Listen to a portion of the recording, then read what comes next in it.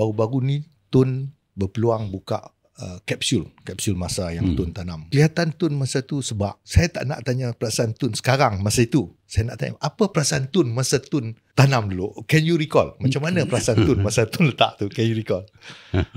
Saya pun dapat pada masa tu, saya tak akan buka lah. 30 tahun lagi, orang lain lah akan buka pada 2020.